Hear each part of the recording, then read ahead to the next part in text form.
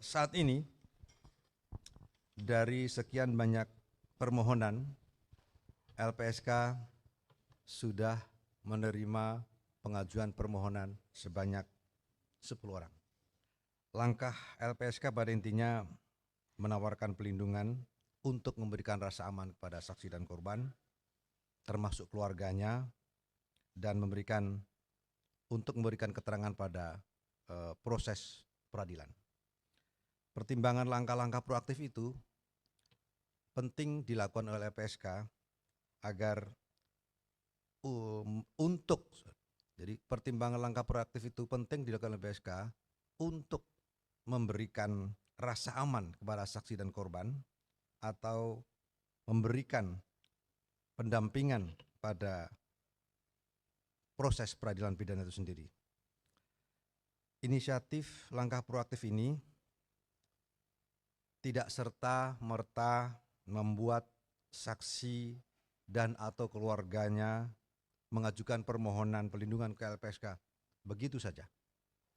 Karena pada kenyataannya juga mereka saksi korban tersebut masih membutuhkan pertimbangan, membutuhkan waktu untuk menentukan mengajukan permohonan pelindungan ke LPSK ataupun tidak.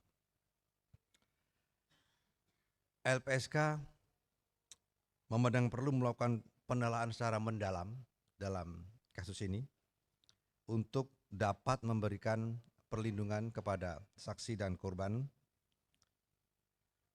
Ini karena korban, kalau kita di undang-undang, korban adalah orang yang mengalami penderitaan fisik, mental, kerugian ekonomi akibat suatu tindak pidana. Saksi dan korban berhak memperoleh perlindungan atas keamanan pribadi, keluarga, dan harta benda, serta bebas ancaman yang berkenaan dengan kesaksian yang akan, sedang, dan telah diberikan.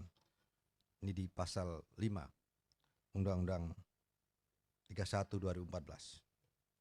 Pemberian saksi dan korban tindak pidana dalam kasus tertentu juga diberikan berdasarkan keputusan LPSK. Ada beberapa tantangan tentu dalam penelaahan proses pelindungan ini yang dilakukan oleh tim selama proses penelaahan dan tujuannya adalah untuk memberikan pelindungan.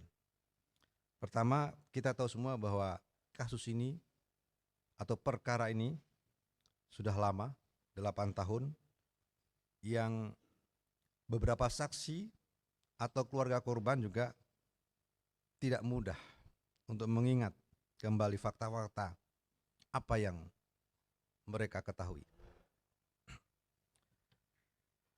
Ada juga kita semua tahu berkembang beragam pendapat atau pandangan atau keterangan yang banyak melalui media. Itu juga penting menjadi sebuah pertimbangan.